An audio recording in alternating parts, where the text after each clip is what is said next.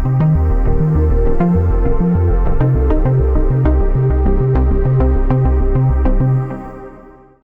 se donner des chances de vivre dans un environnement sain et bénéficier des richesses des écosystèmes terrestres, aquatiques ou marins, nous devons absolument changer notre comportement de prédateur vis-à-vis de la nature pour recréer un environnement florissant. C'est le sens qu'il convient de donner à l'engagement des autorités du ministère du Cadre de vie et du Développement durable au cours de la cérémonie qui a marqué la célébration de la Journée mondiale de l'environnement cette année. Le Bénin saisit l'opportunité que nous offre la Journée mondiale de l'environnement qui a été initiée en 1972 et qui a pris corps en 1974 et qui permet à toutes les nations de par le monde entier, ce 5 juin, de pouvoir réconcilier les hommes avec leur écosystème. Voilà pourquoi le gouvernement, déjà dans le projet de plantation de cocotiers, va reboiser les 125 km de côte.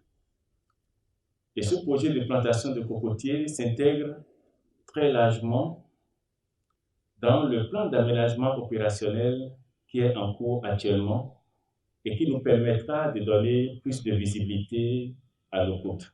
Et pour aider à relever ce défi titanesque, les forces de défense et de sécurité s'impliquent davantage depuis 2012 dans les activités de restauration du couvert forestier à travers l'initiative de reboisement interfosses.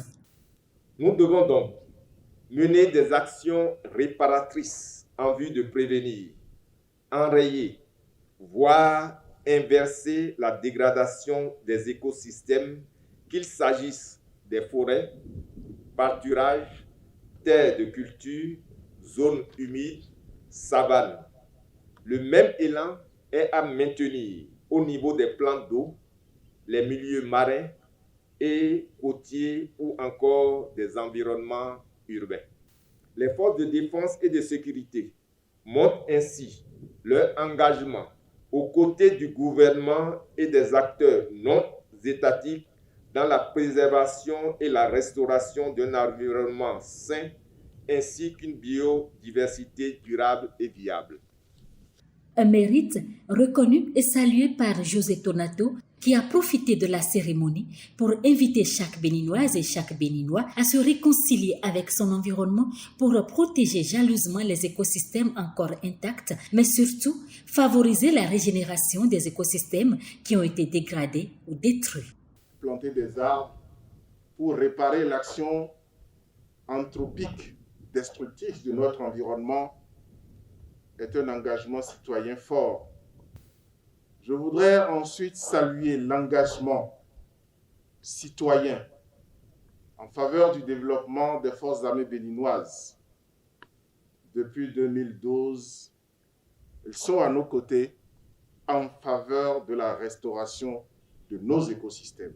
L'aménagement qui est en cours à Ablékété, à Cotonou et bientôt dans les environs de Grand Popo vont permettre, j'en suis persuadé, un développement touristique sans précédent et une croissance économique durable pour notre pays grâce à la restauration de l'environnement.